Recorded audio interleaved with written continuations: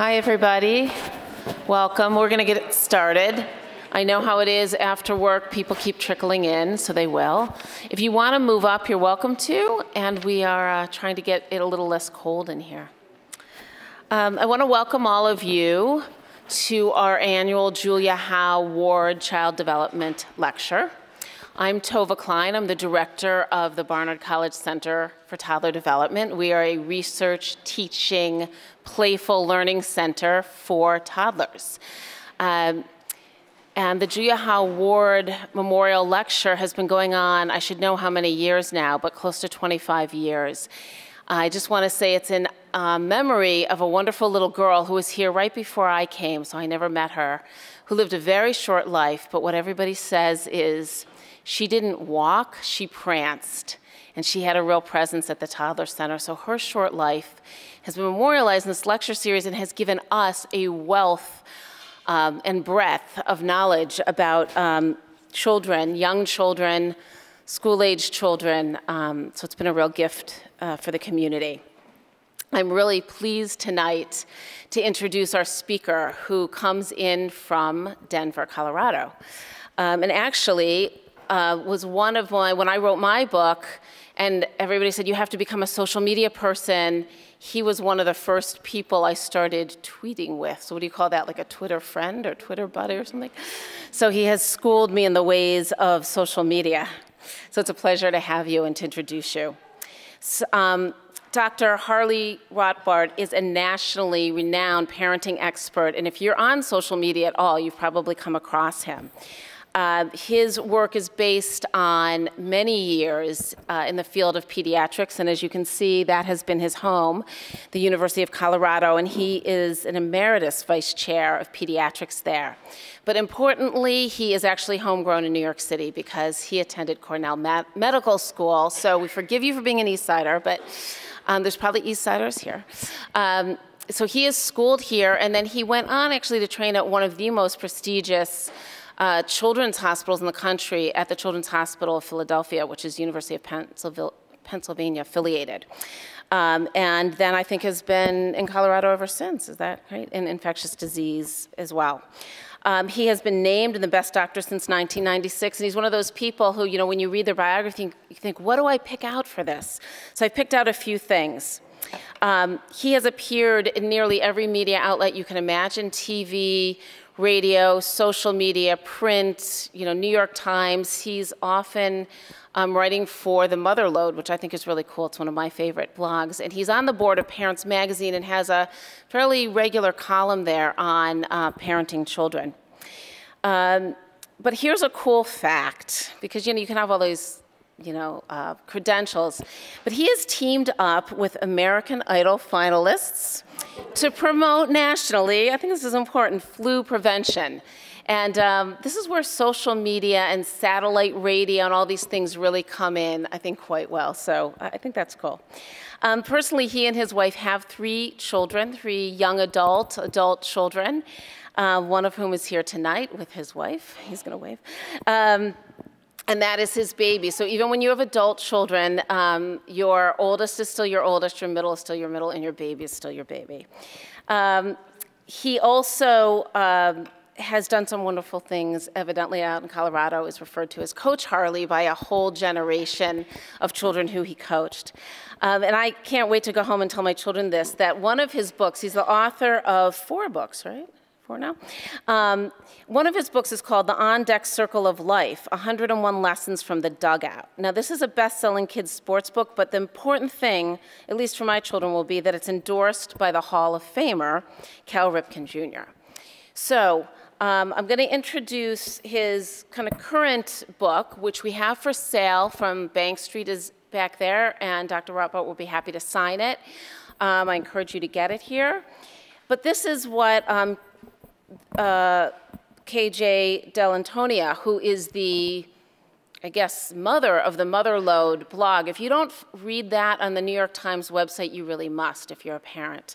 Motherload. Here's what she says about no regrets parenting. She says, Dr. Rotbart writes to help us turn painfully long minutes into funny moments. And he does it practically in 1 or 2 page essays on everything from ice cream sundaes to college counseling. I'm in that college counseling phase with my own children. It's short, it's sweet, and it's more about being a parent than it is about actually parenting the kids themselves. I think everything we do for our kids is more about us than it is about them. So welcome, and thank you for being here.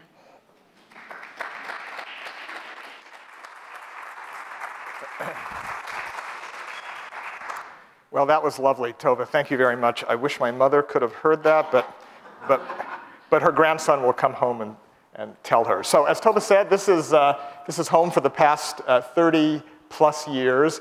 And I want to start by thanking Dr. Klein and the Barnard Center for Toddler Development for welcoming me into their home tonight. It's an honor to be part of this wonderful program. So whether this is your neighborhood, as it is ours, or this is your neighborhood, as it is yours, there are certain universal truths. And one of those universal truths is that life is the sum of all of the choices that we make. And tonight we're going to be talking about the choices that we make with how to spend our time. And those may be the most important choices that we ever have to make because we can't get our time back. And in fact, it's not so straightforward. Parenting, of course, is very important to all of you, otherwise you wouldn't be here. But look at all the other things that you have to juggle and balance in your life. You may have a spouse or a partner, you may be a child yourself, you may be a student, you may be the breadwinner, you certainly have friends, you may even indulge in hobbies, and all of those things require time, and they require priority setting compared to the time and priorities that you spend as a parent. So the bumper sticker for tonight is this: the days are long, but the years are short, and now is the time. Everybody knows what the long days look like and feel like. These are the long days. We're rushing, we're juggling. It's a series of constant no, no, no, no, no. Either our kids are telling us or we're telling our kids. And by the end of the day, we just want the kids to please go to sleep, which is, it's not the exact title of that book, but you get the idea. If you have tweens or teens, kids over the age of 10, how many of you have middle school age kids? Okay, how many of you have high school age kids? Okay, Tova, we're not going to talk much about that. But if you have tweens and teens, the no's are still there. It's just that the looks get more intense. The anger is greater. The tension is stronger. So the days are long, regardless of how old your kids are. But similarly, the years are short. Every birthday feels like childhood is streaking by. Just look how the definition of mobile changes from that wonderful toy that hangs over the crib to true mobility over the course of childhood. Everyone has their own story. You have your story. You can't believe that your 3-year-old is now 4 years old. You can't believe your baby is now entering preschool. This is our short years story. This is my wife, Sarah, who's here to correct any mistakes that I make, with our oldest. And then in the flash of an eye, all of a sudden, he wasn't a baby anymore. And that happens very fast. And it happens fast between year 3 and year 4 of life, too. This is what we're trying to avoid. We're trying to avoid the Harry Chapin syndrome. My child arrived just the other day, came to the world in the usual way, but there were planes to catch and bills to pay. He learned to walk while I was away, and he was talking before I knew it. And as he grew, he said, I'm going to be like you, Dad. I'm going to be like you. And then he asks, when are you coming home? And when are you coming home, Dad? I don't know when, but we'll get together then. You know, we'll have a good time then. And those are regrets. That feels bad. We also don't want to feel that we've had bad luck with our kids because they've all grown up. The transition from here to here went so fast. So how do we avoid that? And in order to avoid that, we need goals. So we need long-term goals and short-term goals. This is what the 3 kids' rooms in our house now look like. All of our kids are grown and in the workforce and out of the house. And the trophies are collecting dust and the toys are tucked away. This is what the rooms look like when they come home for vacation, but this is what it looks like while they're away. So our long-term goals are these. When the bedrooms in your homes are empty, as they are in ours, that you feel fulfillment and satisfaction and contentment and nostalgia, but no regrets. No woulda, coulda, shouldas. I wish I would have done more. I know I could have done more. Those are regrets, and that's what we're trying to avoid. The short-range goals are, we're going to talk tonight about how to make more of the time you already have, remarkably, and actually find more time. And the bumper sticker for this is turning the minutes that we have with our kids into moments. So no regrets parenting comes in basic principles and strategies. The strategies are the recipes. We'll get to those in just a minute. Here are the basic principles of no regrets parenting. First of all, beware the other biological clock. Between the time your child is born and the time she leaves for college, there are 940 Saturdays. 940 Saturdays. This is, by the way, what I would have looked like had I had more hair and been 27 years younger. So this is Saturday number 1. Oh my gosh, they just handed me this thing. What do I do with this thing that they handed? Shock and awe. We really all remember Saturday number 1 because it was this blur of panic that we had with, if you've had more than one, certainly with your first one. We don't know what to measure first. We don't know who to call first. We don't know if this is normal. But let me tell you as a preview that Saturday number 940 is pretty much shock and awe too. This is dropping your kids off at college. And this is the helpful fraternity guy who you don't want taking one more look at your daughter than he already has, and the helpful sorority girl who are helping to unload the car. Saturday 940 is pretty much shock and awe too, and I guarantee you this is exactly what it looks like, exactly what it looks like. Now, for those of you who are thinking, oh my goodness, 940 Saturdays and it's all done, it's not. Thankfully, it's not all done because we have all the Saturdays in between, and that's what we're going to be focusing on today, Saturdays 2 through 939. So there's still lots of Saturdays left. But even when you get to Saturday 940 and beyond, you're still a parent. The issues have changed. These are our 3, and this is our youngest's college graduation. And they still call with important questions. They still call, they still include us in their lives for which we feel very blessed. There are still parenting opportunities, but it changes. So it's those Saturdays 2 through 939 that we're going to be looking at today. Why Saturday? What is it about Saturday? And if there are 940 Saturdays, there must be 940 Tuesdays and Wednesdays and Thursdays. Thank goodness, that's all true.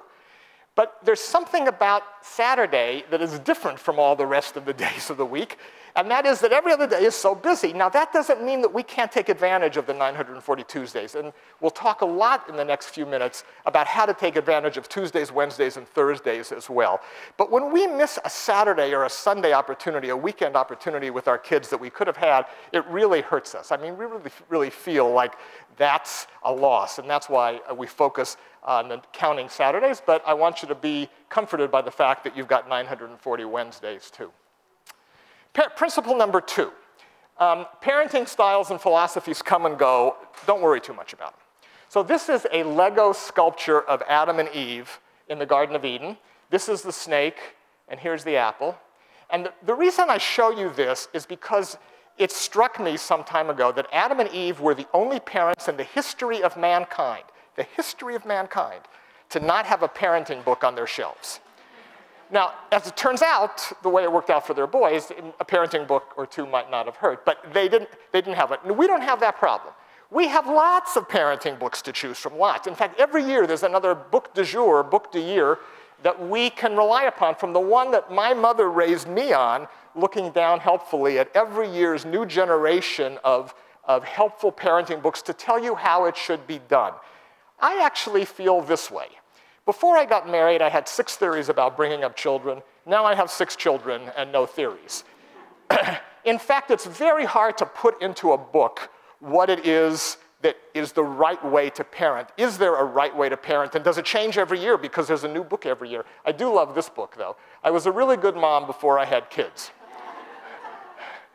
So here's what I think.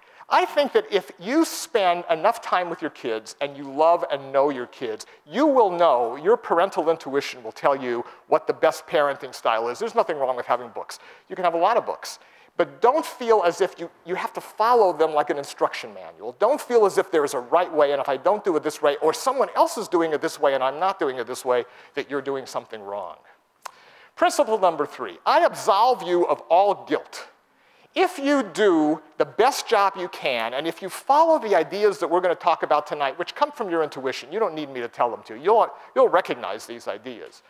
You have to forgive yourself for the PTA meetings that you miss, for the soccer practices that you can't get to. You may even have to miss a holiday pageant or two. That's okay. Be there for all the time that you can be, and when you're there, be there. And we'll talk about the strategies for how to do that. But lose the guilt. Take advantage of as many opportunities as you can, and then don't feel guilty about the ones you miss.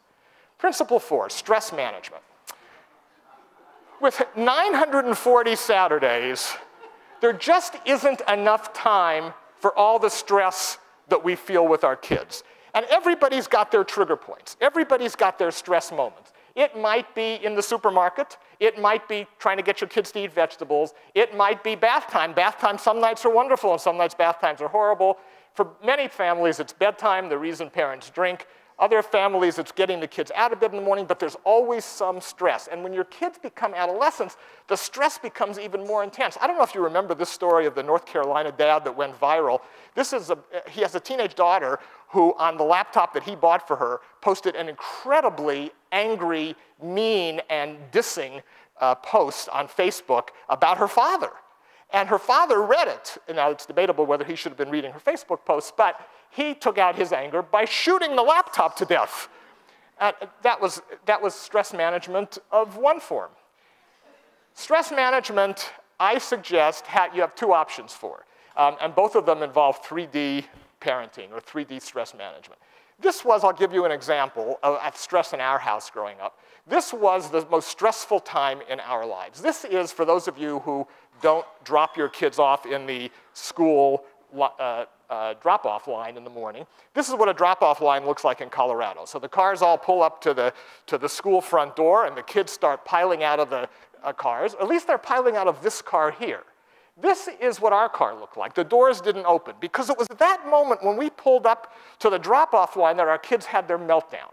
That was the time that they remembered that they didn't do their homework, that they forgot to tell us about their homework, that their teacher said something mean. They forgot that today was funny hat day and they didn't bring a hat. They forgot that today was not paint your face day, but they painted their face. But this was the moment. This was the crisis moment in the drop-off line. And we could not get the kids out of the car. We had to get to work. The kids had to get to school.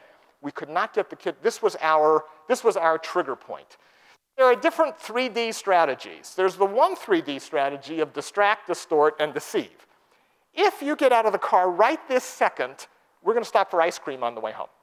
And you'll be really happy that you got out of the car. Or, if you don't get out of the car right this second, I'm going to lose my job and you're going to get kicked out of the school. This is the version of shooting the laptop. So this is the distortion, angry way of dealing with stress. Or there's the deceptive way. Isn't that your friend Billy who's calling you from across the parking lot? I think he's waving at you. Now, sometimes those 3Ds will get the kids out of the car that time, but they will not get the kids out of the car the next day or the next day when the meltdown occurs, or into the bathtub, or into bed when you have a stress moment. These are the better 3Ds. Defer, decompress, and deliver. I know that what's bothering you this morning is really important to you. And it's important to me if it's important to you. And I promise that the minute you get home from school, I'm going to be there the minute I get home from work. We're going to sit on the black sofa, and we're going to talk about it. And we're going to figure out a solution to the problem, or at least we're going to understand what the problem was. I promise. And then you have to deliver. You defer, you decompress, and then you deliver. When your child comes in the door, for the most part, they will have no recollection of what the meltdown was earlier in the day, because the entire day has gone by and they've forgotten about it already. Remind them.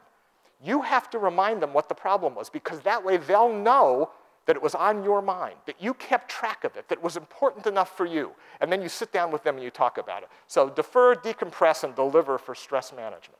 Principle number 5. Edie Hill is a news anchor for CNN, and she's also a mom and stepmom of 8 kids. And I don't like this title. She means well when she says, I'm not your friend, I'm your parent. She means well. What she means is, I'm not going to be the cool parent who smokes weed with their kids and gets drunk with their kids and is the favorite house for all the teenage friends to go. I'm not me. That's not me. I'm going to set boundaries and limits because my kids need boundaries and limits. That's all true. Your kids do need boundaries and limits, but your kids also need you to be their best friend. And they need it from the time they're very little, because that way when they get older and if you're past Saturday 940, they'll still call you. So you need to be there for your kids and know that you've sat on that black sofa enough times to hear their problems, to be their best friend, because pretty soon they're going to have other best friends who are not nearly as loving and caring for them as you are. So be their best friend as well as their parent. Principle number 6. There is a masterpiece that is evolving in front of your eyes at home, a masterpiece. It's a sculpture that changes every single day. It's a Renaissance piece of art that changes every single day. And if you appreciate the masterpiece that is developing in your home, that you're helping to develop in your home, if you appreciate that, the time with your kids is going to be much more meaningful, and childhood is going to pass by not as fast as it otherwise would, because you're appreciating your baby as the piece of art that they are. When I teach medical students and residents, I talk about the rule of 6s in pediatrics. The rule of 6s is that the 6-day, 6-week, 6-month, 16-month-old, 6-year-old, and 16-year-old are entirely different species. They are so different. And I teach medical students to try and understand pediatrics in terms of 6s, in terms of the increments between the 6-day-old and the 6-week-old. But you don't have to wait for the 6s.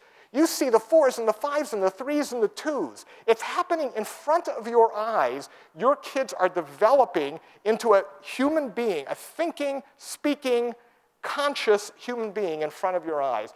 Don't miss those opportunities to appreciate that.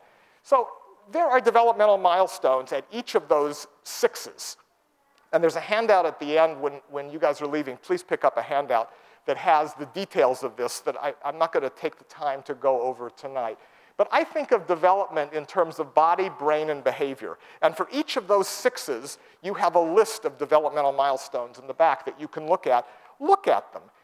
Realize what's happening, that your child, when they're at 6 days old, they don't do much other than primitive reflexes. They startle, they look at your face, and they sleep and they cry. And then look what happens. Look what happens by 6 months of age. It's unbelievable. So appreciate those milestones. Childhood won't seem to be going by as fast. But beware of milestone madness, because there are a lot of ways to get from here to here. And I hesitate to even give you the lists that I'm giving you when you leave in your handout, because there's a tendency to think if my child is not riding a tricycle by age 3, they're delayed. Or if my child is riding a tricycle by age 2.5, they're advanced. I swear, when our kids were in preschool, we were convinced, listening to the other parents, that we had the only children in the preschool who were not gifted and talented. Everybody else was gifted and talented except our kids. Maybe in the whole city, everybody was gifted and talented except our kids. There are lots of ways for the kids get from here to here, so don't be locked into those milestones. If you're worried, talk to your doctor, of course. Talk to your kid's teacher. But don't be obsessed by the milestone guidelines that I give you. Principle number 7. There's another masterpiece that's evolving in your house, and that's you as a parent. Because at every stage of your child's development, you are developing also. And if you appreciate not only your kid's development, but your developmental milestones, again, the parenthood experience will be enhanced. These are my easy and lighthearted milestones in childhood. When the kids get to be 6 months or so, we start doing everything we can to make them smile. And as we get through the Secret Service period where we're tasting their food and we're blocking the outlets and we're blocking the stairs and we're not letting them on the tricycle, that stuff. And then we're designated bad guy saying no, no, no, stage 1. And then by their teen years, we're designated bad guy stage 2. Those are lighthearted. They're all in the handout that you're going to get. You can read them. It's from the Peace and Parents magazine. But psychologists have done a much better job, and this list is not meant for you to read, but is also in your handout at the end, of the incredible things that happen to you, the masterpiece that is the parent during the course of parenting, the kind of person you are evolving into. Some of them are like, no duh, changes in diet, changes in exercise, and changes in sleep, no duh. But the rest of these are pretty momentous. Things that happen to you, appreciate them.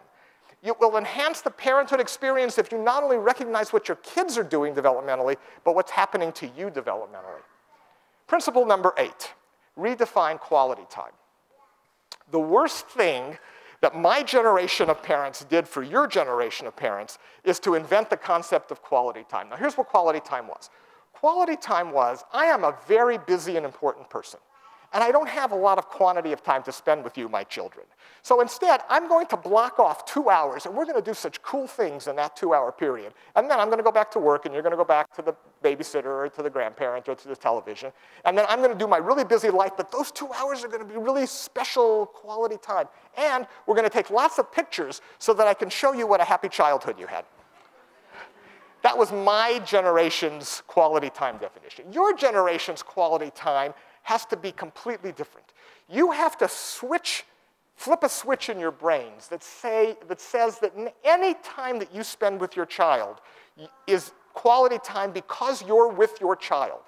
And it's not a matter of efficiency. It's not a matter of getting your child where they have to be, getting you where you have to be, getting the shoes on. You're with your child.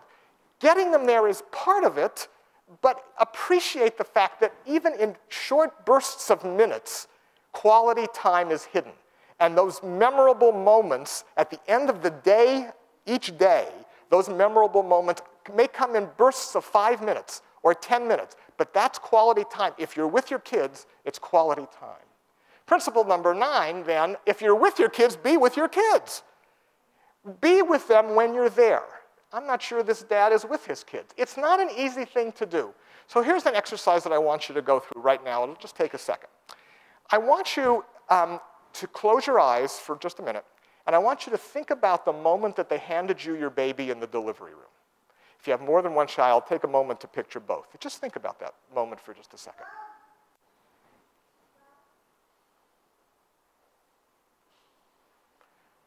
Okay, end of moment. You counted every finger, you counted every toe, you asked yourself, who does my baby look like?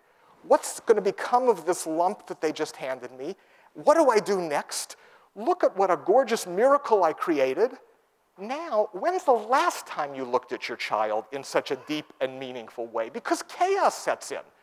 Chaos sets in. We have to be everywhere. We have to get them everywhere. It's very hard to have that meditative feeling that you had in the delivery room once you leave the delivery room. So here's what I want you to do.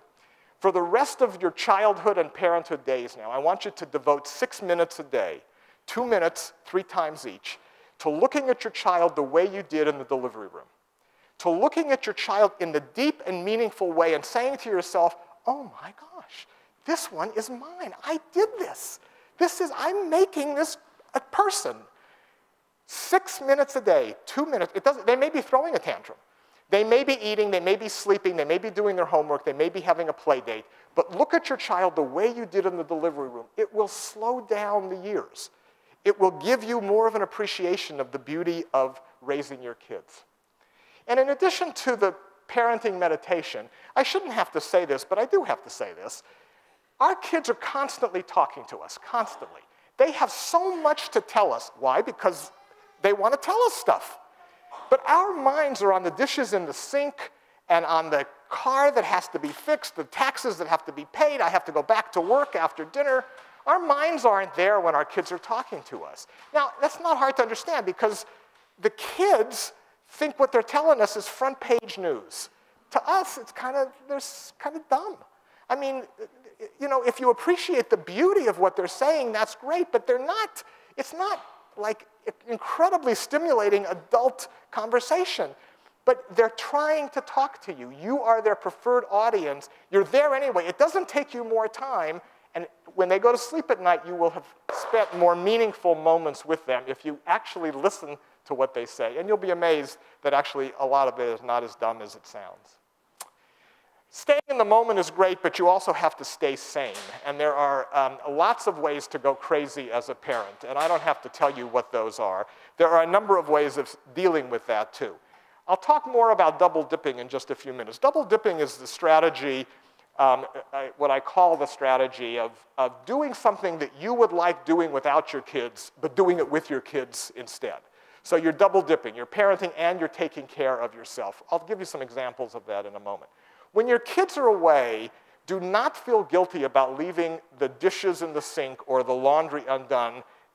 Take care of yourself. Self-care is very important. You're allowed to indulge yourself at times they're not there. And then I'll have a clue for you in a moment about what to do about the laundry and the dishes, too. And then finally, sometimes you just need to put yourself in timeout because you have just had enough. And you need to separate, and that's okay. Put your kids in front of the movie Frozen for the 400th time and give yourself a break. There's no guilt involved. You don't have to be with your kids in the moment, every moment. You need to stay sane too. Principle number 11. This is the Thanksgiving scene from the wonderful movie Blind Side. And big traditions are big, and you should have them in your family, but you should personalize them. Make the traditions and make Thanksgiving and birthdays and the December holidays special for your family so that your kids remember something unique about those holidays. But it's not just about the big traditions. It's also about the little traditions. This says, used an elevator today, push the button.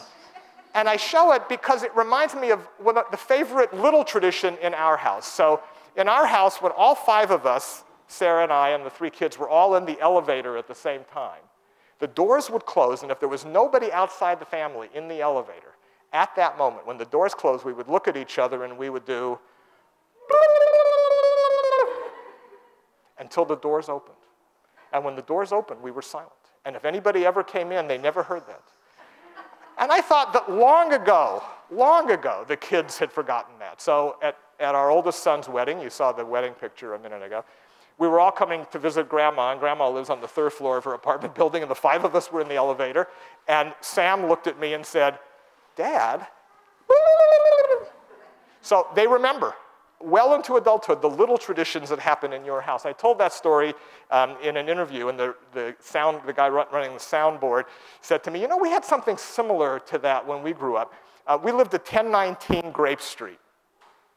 And so on every birthday, we call each other either at 10:19 in the morning or 10:19 in the evening, and when the birthday person answers the phone, they say hello, and we say, woohoo! Because 10:19 was the special number in their lives. Have a favorite breakfast in bed occasion, hang balloons from the kitchen table on the night before their birthday, so when the kids come down, they see that. Our kids still remember the balloons that hung from the kitchen ceiling. Pick your favorite family games, but make little traditions that your kids will remember. And then the final principle, principle number 12, is some cautionary notes. This is Amy Chua, who wrote a book called The Battle Hymn of the Tiger Mother a few years ago. And this was sort of a confessional memoir about having first herself grown up in a Chinese-American family that emphasized so strongly the principles of math and music that they really didn't allow for play dates and after-school activities and sleepovers and stuff like that. And Amy began raising her 2 daughters in the same style that she had been raised. And her oldest daughter rebelled and said, Mom, all of our friends are having fun. Childhood is fun. They seem to be having a good time. So just being with your child doesn't necessarily mean that you're making the most out of parenthood. Remember, parenthood and childhood are supposed to be fun. This is what I call potpourri parenting, and that is that if it's Monday, it's soccer, if it's Tuesday, it's debate club, if it's Wednesday, it's Renaissance art, if it's Thursday, it's tennis lessons, and then Friday is drama practice. And the enhancement and the enrichment opportunities for kids now are so extraordinary, and that's great. I mean, sometimes you need after-school help to keep the kids there. But just remember that programming doesn't replace parenting. And so if you have the opportunity to be with your child, or they have the opportunity to go to advanced knitting, they're probably better off with you than with the advanced knitting class if you have a chance to be with your child that day. You don't have to enrich every moment of their lives. They're more enriched with you. And then the final cautionary note is this. Mrs. Clinton is right, Secretary Clinton is right, and she'll be here, by the way, tomorrow night. I think her room will probably be about the same size. Don't you think she'll be speaking in the same size room? She'll be here tomorrow night, but she wrote, It Takes a Village, and indeed it does take a village.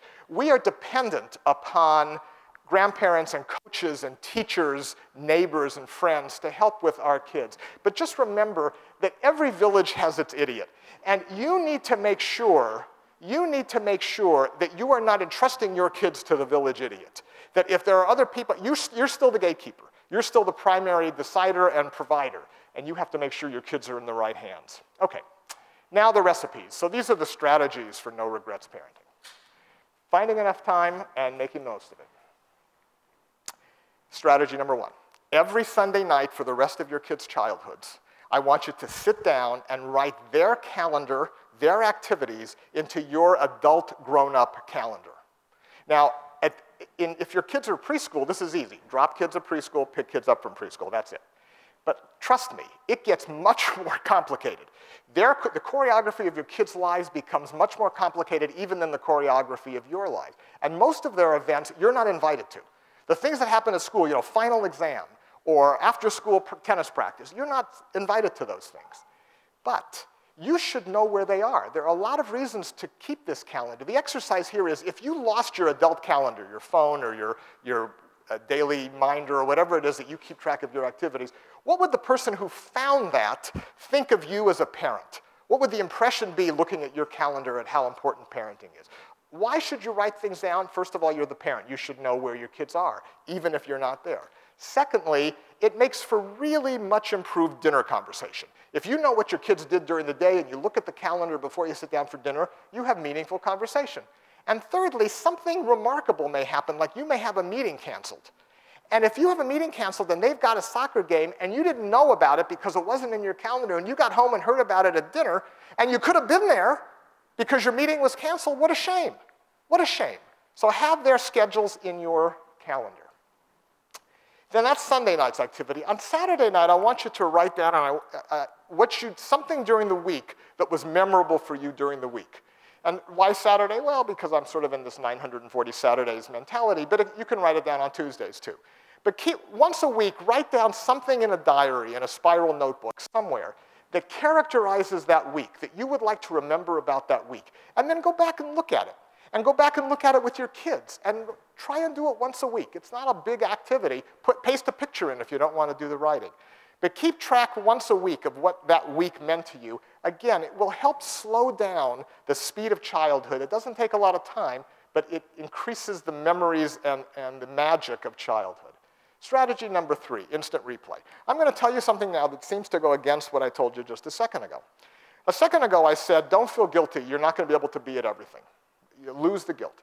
And now I'm going to tell you, I don't want you to ever miss the big events in your kids' lives. The first time your kid swings a bat off the tee or plays Little League, the first time your child ice skates in competition, the holiday pageant, I don't want you to miss any of those. I don't want you to miss the soccer tournaments. Now, how is that possible? How can I tell you not to miss it and don't feel guilty because you're going to miss these things? Because we can video everything now. So for $5 an hour or $10 an hour, you hire your babysitter to tape the event that you're not going to be able to be at, or you send your spouse or your partner, or your neighbor whose daughter is also in the program, and then you do it for her the next time.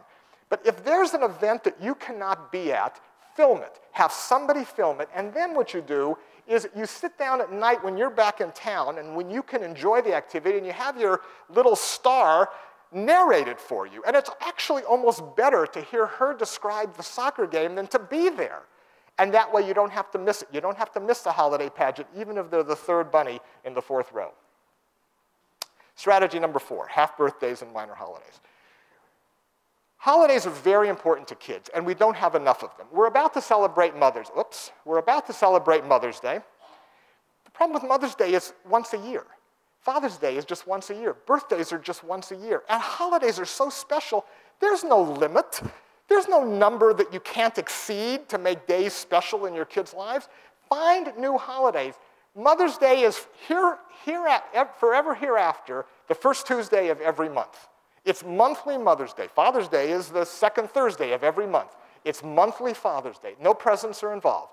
But you do something special for mom and something special for dad on their monthly Mother's Day. And then on the big Mother's Day, of course, you do the big Mother's Day stuff. Celebrate half birthdays with half a cake. Celebrate quarter birthdays with a cupcake. It'll teach your kids fractions. Celebrate the dog's birthday. Celebrate Groundhog Day. This is our kids on the first day of school. We always had a celebration on the first day of school. Celebrate the last day of school. Make celebrations. The first flower in the garden, indicating spring. Make a party out of that. Strategy number 5.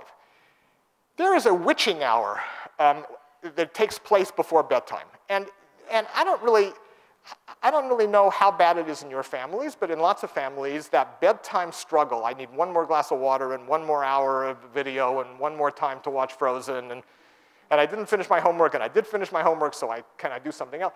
Anyway, that 1 hour of tension, we don't have enough time in 940 weeks of childhood. We don't have enough time for all of that tension. So if you live in Colorado, this is what I recommend. You dress the kids up in their pajamas, and 300 days a year, you go for a walk, you brush their teeth, there's no snacks involved. They're all ready for bed, but you go out in pajamas, and they're going someplace. Kids understand we're going someplace. They don't understand we're going to bed. Bed's not someplace. But we're going for our pajama walk. Now, if you live in New York, you can still go for a pajama walk. It's just a little bit more crowded. But it can still be done. There are still wonderful places to go for pajama walks. You'll meet a lot of your friends. You'll meet a lot of your friends who are out there doing pajama walks. Strategy number 6, story time. There's no way to change the magic of story time for your kids. Story time is like the best ever. And you get to cuddle and you get to hold, and how could you make story time better? That's true, but I'll tell you that at some point, story time for parents can become sort of redundant or repetitive. Like the 400th time that your kids want to hear about the bear and the strawberry, or the cookie and the donut, or whatever the story, Harry and the horrible, no good, bad day. By the time you've read that story 400 times, our kids used to have to remind us to turn the pages because we knew the story so well. We were saying it, and we forgot to turn the pages. Now, the kids were still having a good time, but our minds were on the dishes in the sink and the taxes that had to be paid and going back to work. Our minds were not there. So if you love reading about the horrible, terrible, no good, bad day for the 400th time, that's great. And if your mind is there, no need to change. But if not, you can mix it up a little bit to make story time. This is no regrets parenting is about selfishness. It's about your experience as a parent. So we would show our kids our wedding album. Look how beautiful mommy looked. Look how much hair daddy had.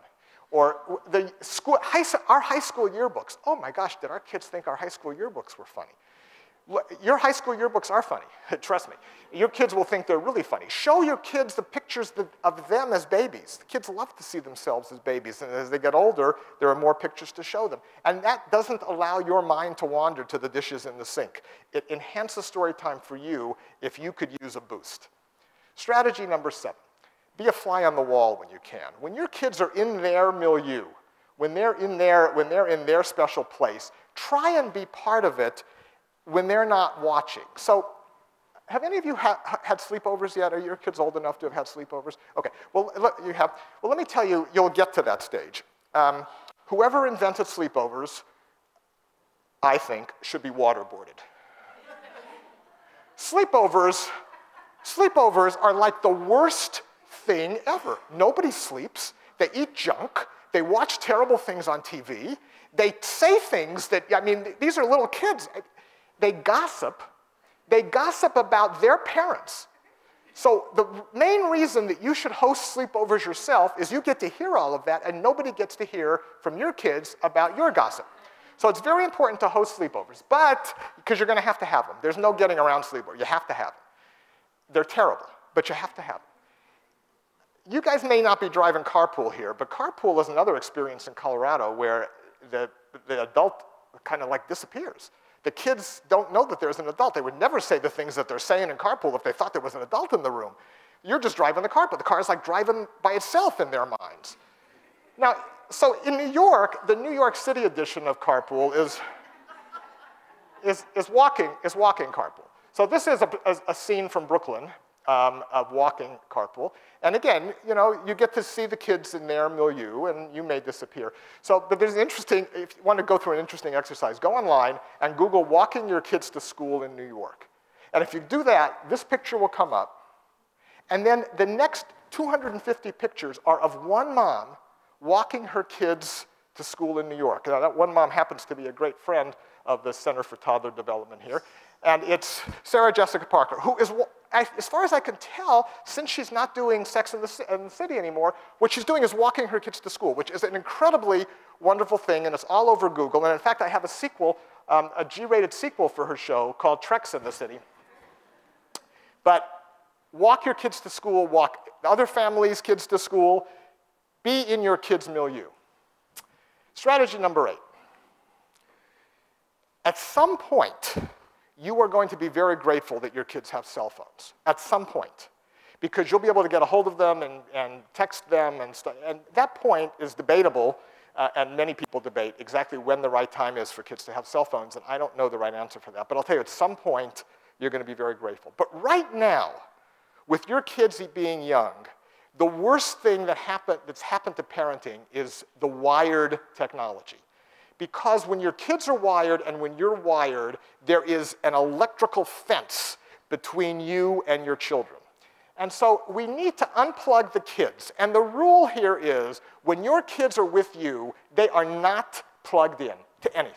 They're not plugged into video games, to handheld anything, to Game Boys, to phone. They're not plugged in when your kids are with you. But the only way that will work is if you unplug yourself. When you are with your kids, you may not do this. Because where are they learning how to do it themselves? Where are they learning that it's okay when they're with you to plug in? They're learning it because they've watched you do that. So this is no longer allowed. If you're with your kids, you have to be with your kids. You certainly have to unplug dinner. And there is no permissible, your kids will learn to do things with their thumbs under the table that are it's just amazing what your kids can do under the table with their thumbs without you noticing it, unless you're noticing it. There is a strict rule, nobody is plugged in. And then you have to unplug the car, and I don't mean the hybrid. So here's the exercise. What I want you to do is the next time you pull up next to a minivan, I want you to look inside the minivan, and I want you to see the driver. You're at a red light, and the driver at the red light is the parent, and they're texting. And in the middle row are two kids, and they're each wearing earbuds, and they're plugged into something different. And in the back row, the little one is watching Frozen on the drop-down DVD screen. Everybody is separated by inches in that car, but by miles of broadband. When you're in the car, nobody can be plugged in unless everybody's plugged into the same thing. It's great to listen to the ball game. It's great to listen to the opera. It's great to listen to stories on tape. It's great to listen to music. Heaven forbid you run out of things to listen to. You can talk, but you may not be plugged into separate items because in this minivan, only the dog is aware of what's going on. Strategy number 9, holding the flashlight. Never fix the leak under the sink or change the filter in the furnace if your kids are doing brain damage things like watching Frozen for the 400th time. This will not improve your efficiency, but bring your kids along to hold the flashlight. And to talk with them, you have to fix the leak anyway. If you're doing a chore, and it doesn't matter what the chore is, if you're doing a chore, including the laundry or cooking, the kids should be with you unless they're doing something valuable. So if they're having a play date, that's great. You'll get a lot more done. If they're doing their homework, that's even better. They'll get their stuff done, you'll get a lot of stuff done. But if they're doing brain damage, when they get a little older, they're going to be on Facebook, if Facebook still exists. They're going to be doing something that isn't valuable for them. If they're doing that, start at an early age and have them hold the flashlight for you for all the chores that you have to do around the house. Strategy number 10. Breakfast may be the most important meal of the day, but dinner is by far the most important meeting of the day. Now I want you to, for a second, think about going to a meeting at work. And you go to a meeting at work and you're chairing the meeting, and you look around the room and you look at the person on your left and you say, James, could you summarize for us what you learned at the conference that you went to? And James thinks for a minute and says, nothing. And then you look over at Sylvia over here on the right, and you say, Sylvia, what did you think of the presentation that the client gave? Good, good. You wouldn't accept that at a meeting. You wouldn't accept one-word answers from colleagues. Come to dinner prepared the way you would come prepared for a meeting at work or a meeting at the PTA or a meeting of the committee of the community. If you're going to be at a meeting, and that's what dinner is, and for many families, not every family can get together at dinner. For some families, it's breakfast. But if you can get together with your family for dinner, you come prepared to that meeting with questions that you want to ask and things that you want to talk about with the most important people in your lives, because they're the ones at the meeting. So ask the question. Look at your weekly calendar to see what your kids did today and bring that to the meeting for the agenda. I used to keep a little Post-it note at work, and when I remember things that I wanted to talk about with the kids, I would write it, and I tried for the kids never to see that Post-it note. But I took a peek at it before I came to dinner, so I'd remember I came to dinner prepared. You can use tricks. You can ask kids what their high and low was of the day, what the tops and flops were of their day. If you really, really get to know your kids, you may not need these, but there's no harm in having conversation starters. Strategy number 11. Once a week, have a special dinner meeting. every single week. It doesn't have to be the same. If you love pasta night, have pasta night every Thursday. If you love sushi night, have sushi night every Tuesday. The important thing about the once-a-week special dinner meeting is that everybody is involved from the very beginning of preparation through the eating to the very end of cleanup. Everybody has a role. Taco night is really easy for that because there's lots of things that younger kids can do for taco night. The youngest kids can pour the chips into the bowl. Older kids can pull the lettuce apart. Older kids who can handle a knife can chop the tomatoes. You still mix the margaritas. But once a week, something special that your kids can look forward to all week. Strategy number 12. There is a short window, a very short window in time, where your hobby seems cool to your kids. It's a very short window. It lasts from about age 4 to age 9 or 10. After age 9 or 10, you are the uncoolest person on earth. But up until age about 9 or 10, what you do is cool. And what you do may not, to the rest of the world, seem cool. So our kids all did sports. If it bounced, that was what they did. Basketball, tennis, everything, they did sports. So we were up, my wife and I were up in Rocky Mountain National Park, and we were taking a hike around the lake up there, and we saw what appeared to be a perfectly healthy 9 or 10-year-old boy who was out. I mean, he should have been playing ball. In our house, he would have been playing ball. He was bird watching. He was bird watching with his dad. Now, that was because he thought bird watching was cool, because his dad did it. And right now, for a very brief period of time, when your kids are young, your hobbies are cool to them. So include them in your hobbies, unless you do taxidermy. Taxidermy is not a good one to include. But otherwise, include them in your hobbies. And you never know what can happen. This is Earl Woods teaching young Tiger how to share his love of golf. And this is Richard Williams teaching Venus and Serena his love of tennis. Here's Archie Manning teaching the Manning boys how to throw a football. And there's the president teaching the president how to play baseball. Strategy number 13. I told you we were going to double dip to stay sane. So here are some examples of double dipping. Remember, double dipping is doing something that you would otherwise enjoy doing and doing it with your kids. If you would enjoy doing it on your own, like you would consider it recreation or fun, do it with your kids. Now, sometimes it's things that, so an example of that is yoga. So you like yoga, your kids may not have thought about doing yoga, but if there's a family program for yoga, that's cool. You get your yoga and your kids do too.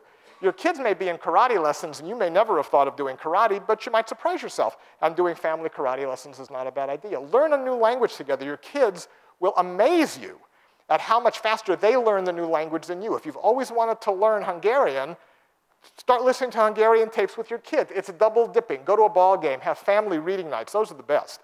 You don't have to go to a library for that. Everybody just once a week has family reading night where they read what they're reading, you read what you're reading, you get to read, your kids get to read, and you're double dipping. You're staying sane. In New York City, there are so many ways outdoors to double dip that are healthy for you and healthy for your kids. And these are just a few shots from Central Park.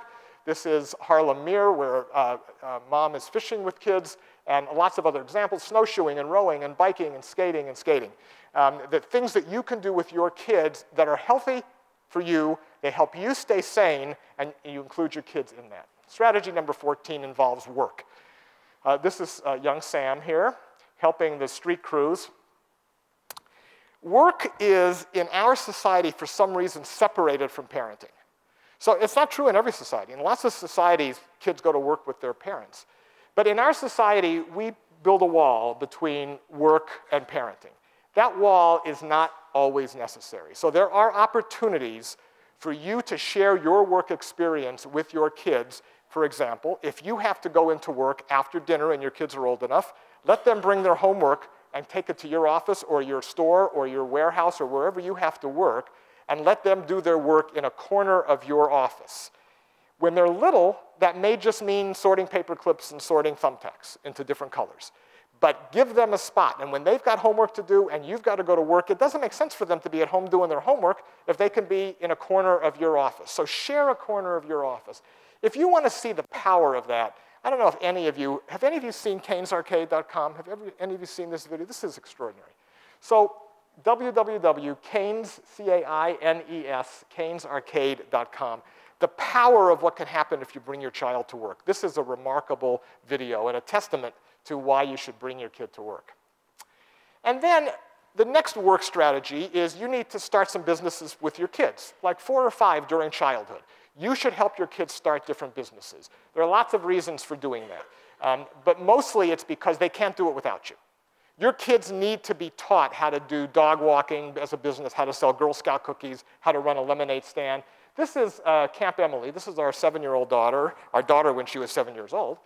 And this was a Mommy's Helper summer camp where the kids would come to our yard, and 6 kids each day, 3 days a week, $5 an hour, 2 hours a day. So $10 a child, $60 a day, 3 days a week. Our daughter raised hundreds of dollars, and she couldn't have done any of it by herself. Sarah did most of it. I'd helped a little bit.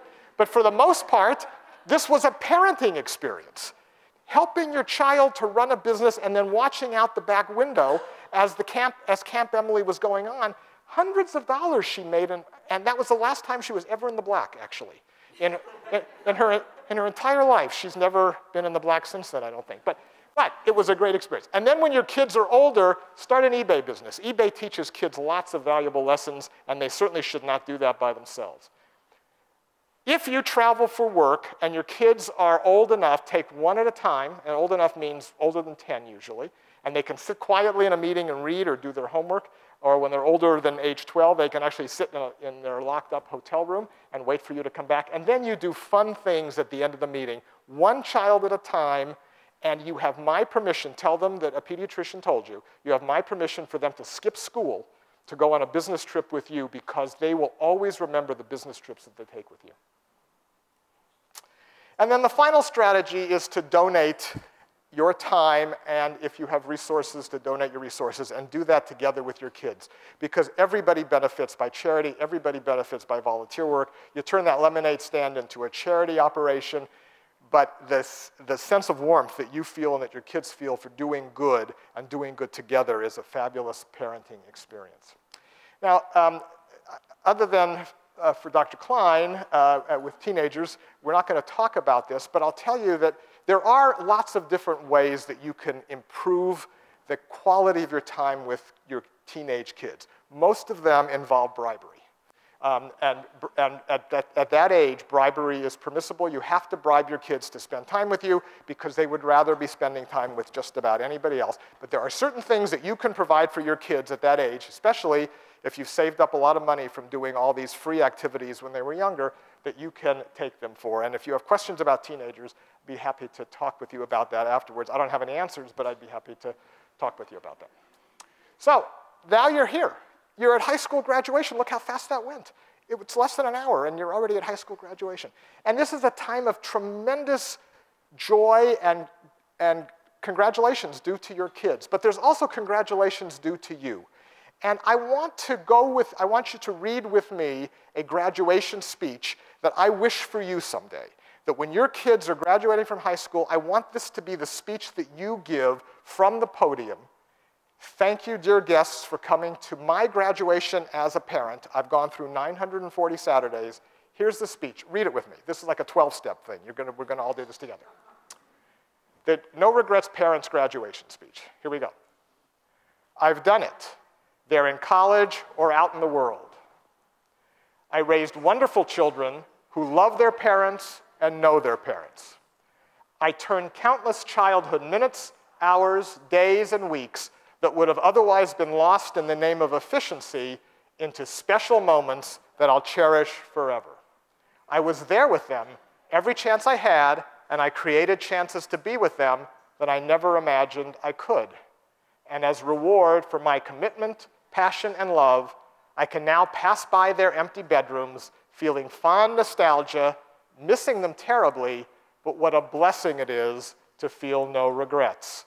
The days were long, and the years were short, and the time I had with them was then.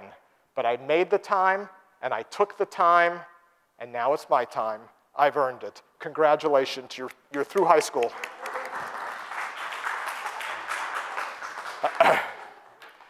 Happy to take some questions. I think we're okay. I think we have some time for that.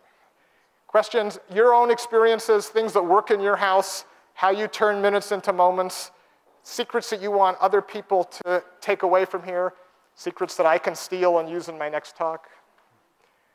Comments, questions? Teenagers, troubles? Yes? So, and I have a thought about the losing the guilt. So I find myself, that's the hardest thing is, myself the hardest thing. So my name is Nikki Youngblood, and I have a 14-month-old son. He's just fabulous, the best thing ever. And I find myself with the whole mommy guilt constantly, that I should just be with him at all times, every waking hour. Like I almost kept saying, why isn't he here with me now? So like losing that guilt, that is one thing. Right, so you heard the question. The question is the toughest thing for this mom with her wonderful 14-month-old is constantly feeling the guilt that the baby should be with me all the time. And there is really, the only way that I can advise you there is that every minute that you're with your 14-month-old, to cherish it. And if you do, the minutes that you're not there, you can't be there. It's not in your baby's interest for you to stop being an adult. It's not in your baby's interest for you to stop earning a living, for you to stop being fulfilled as a human adult. Your baby will be happier if you're a happier, more fulfilled, more complete person. You owe that to your child to do those things. So every minute that you're not with your baby, you are achieving a sense of adulthood that your baby needs you to achieve. But every minute that you're with your baby, appreciate it. Appreciate their milestones, appreciate your growth as a parent, appreciate the miraculous thing that you did here.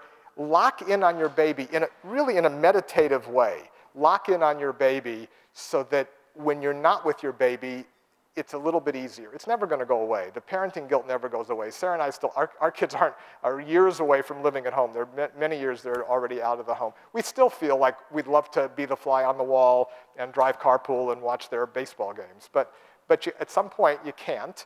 When you can't, it's okay as long as you do it when you can, as long as you make the most of it when you can. It's okay to not be there. Other questions?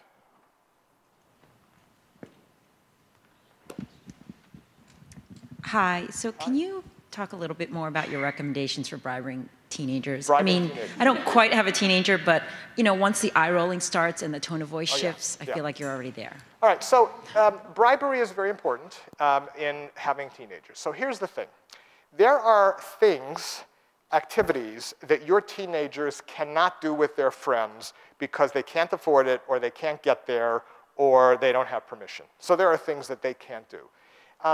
Some of them are on vacation, some of them are daily activities, but you can provide for your kids, for your teenagers or your teenagers to be, you can provide some activities that their friends can't and that they're going to want to participate in. So there are a couple of mundane ones. For example, when they turn 15 or 15 and a half and they can start to drive, they can do a driving permit thing, they can't do that with their friends.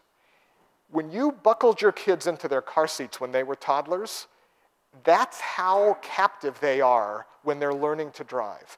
You should offer them the keys every time you're going someplace, and you'll be amazed at how frequently they take it, because they actually would like to drive, even to the supermarket. They would like to drive. It will not be a calm experience for you. There's no zen involved in sitting next to your child who's driving. But it is a meaningful experience, and when you get to where you're going, you guys go into the store together, whatever the errand is. The other one is college applications. So this is another one of those mundane, not necessarily bribery, but they can't do it with their friends.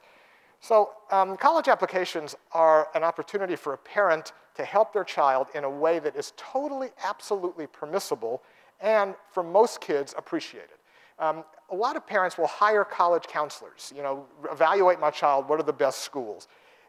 If you feel the need to do that, you can do that. But I think parents can do that with their kids, for their kids, can help them sort through schools, can take the college trips with the kids if the family can afford to take the college trips. Those are things they can't do with their friends. The rest of them involve things like surfing and skiing and cruises. Cruises are not that expensive, and their friends are not going to take them on a cruise. But you can get your kids to go on a cruise for a reasonable price if you've saved up over the years, and they will go with you because their friends can't take them there. So some things you have to bribe, some things, whatever the kid's friends cannot offer, you can offer them. It's not easy. Other questions? Okay, you guys, remember there's a handout on the way out that has some fun things to read, and I'll be in back if anybody wants to talk. And Tova, thank you very much for having me. Thank you guys for coming. That was fun.